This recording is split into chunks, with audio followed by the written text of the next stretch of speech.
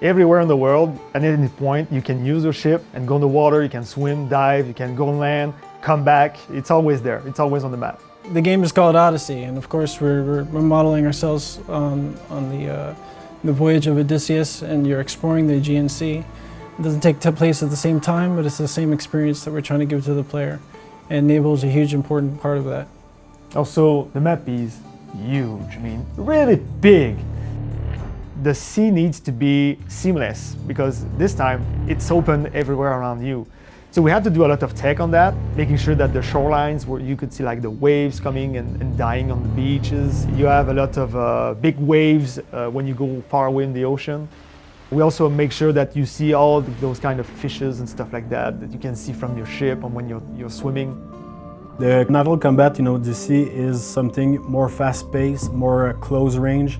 It's more intense than ever. The fact that we have people shooting javelins and arrows make us put the ship closer together so you can see the action. What we discovered in the end was that mobility was a key factor of making a fun experience for the player.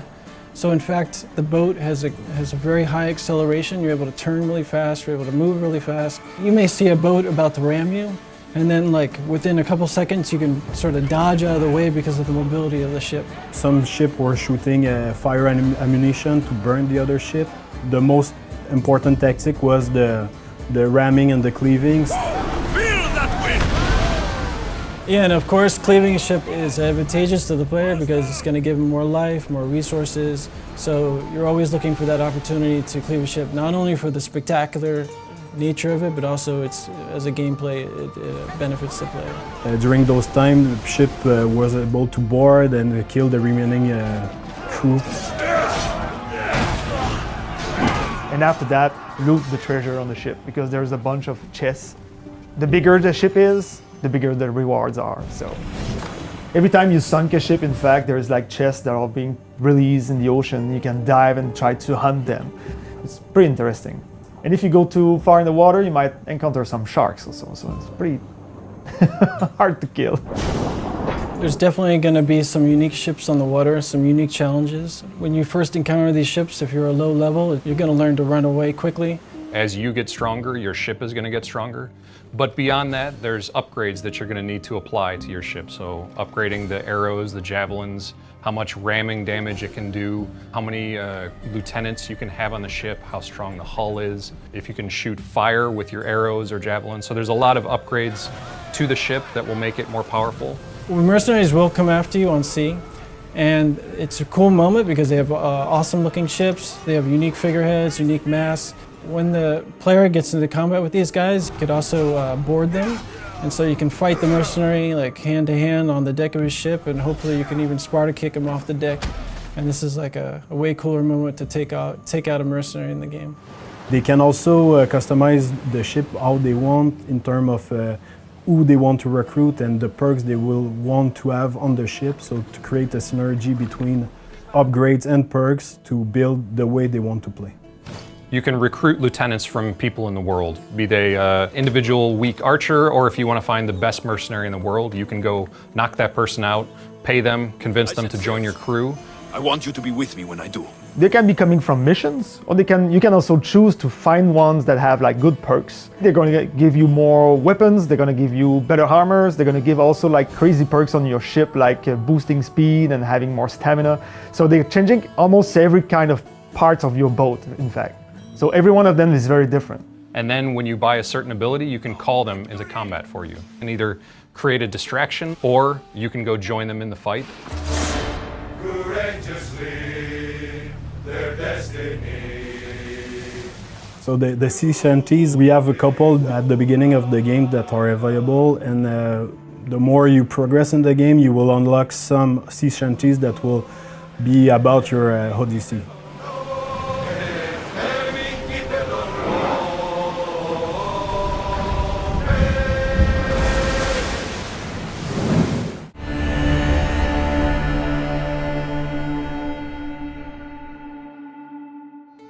So you're born in Sparta, your player character is born in Sparta, but You move out of Sparta at an early age, so your combat style is not a true Spartan phalanx with the shield and the spear. You're fighting on your own. You're fighting for your money. You're fighting for your life all the time.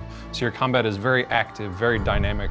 So that meant that we wanted to give them these awesome abilities, these brand new 30+ amazing abilities that can all be upgraded. And then you're going to choose of those 30 abilities, where do you want them, what power do you want them to be, and how are you going to mix and match them in combat.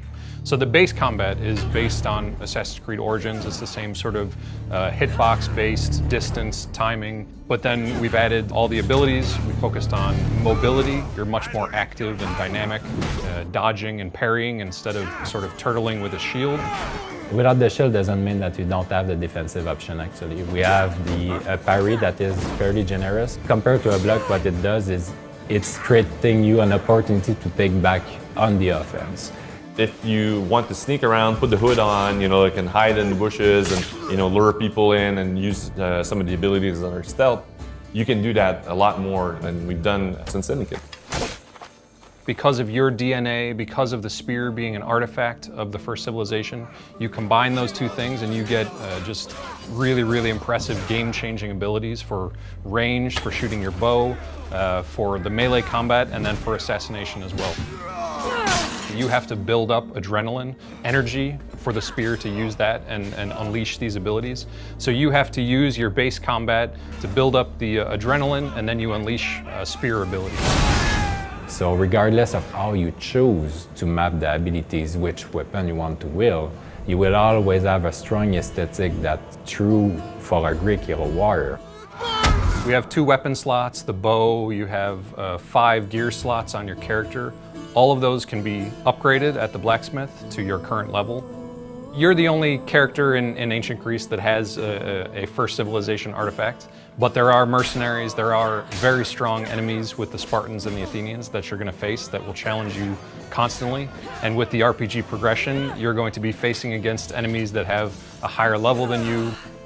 It's really going to be up to you how you play.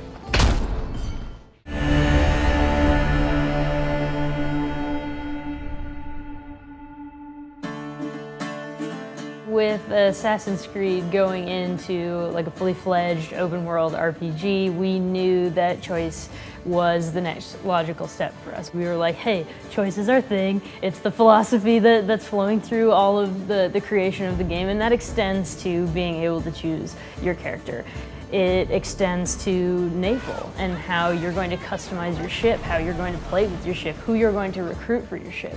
And then you can make a choice about the way you're going to approach quests. It had to be everywhere or nowhere at all in terms of how we were looking at making things. So yes, the narrative will lead to different conclusions, but if you go off the beaten path, you will be surprised and you will have to make choices, sometimes dire, sometimes not. So yes, we want to give that autonomy to the player. You can choose if you're going to help the Athenians dominate the Greek world or the Spartans, and you can change your choice in that playthrough as well. We wanted to approach the combat in a way that gave the player more options, more customization, more ability to have choice in the way that they approach every combat situation.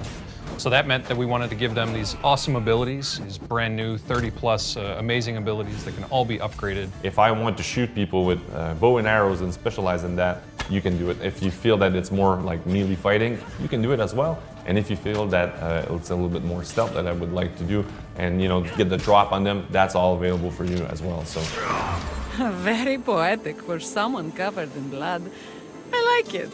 the romancing, we have a handful of characters that we can romance. They don't necessarily intertwine with the bigger picture, so they're much more regional content stories, or, you know, a little bit more for fun. When we set out to make the story in Assassin's Creed Odyssey, we knew that we were going to have multiple endings. Now, for us, it meant making a series of choices through a series of quests that would impact the ending, and not just be multiple endings based on one decision you make at the end, which sometimes other games fall prey to.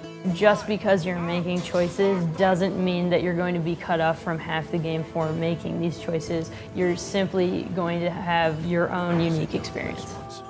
Something that I really like about our game is the variation of tones. I never thought Poseidon's anger would be too much for the mighty Cassandra's stomach.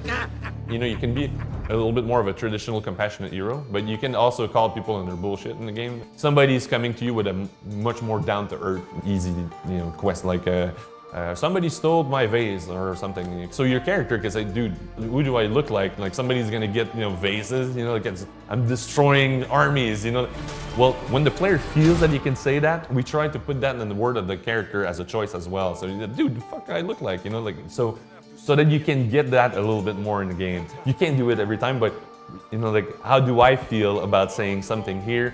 We tried to mimic that and then have the characters react. Cassandra, what do you think we should do?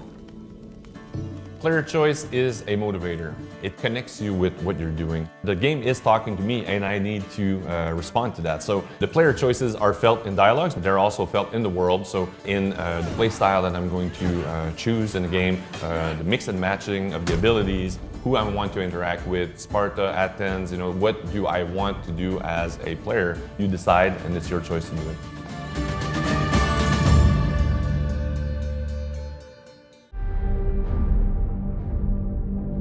How can a child save us all if he's sentenced to die? Tell me, Nikolaos. Tell me before you let our son go.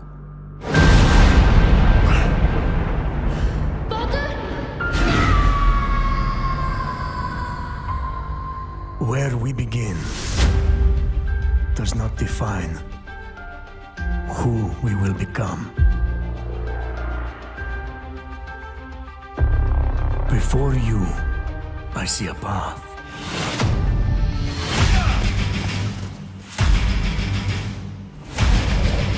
Built by friendship and family, love and loss, war and bloodshed.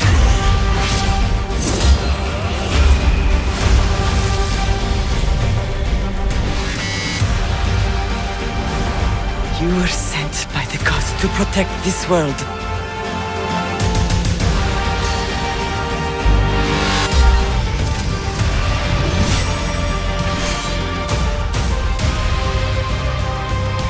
As you write your Odyssey across the mountains and the seas, remember, the fate of Greece journeys with you.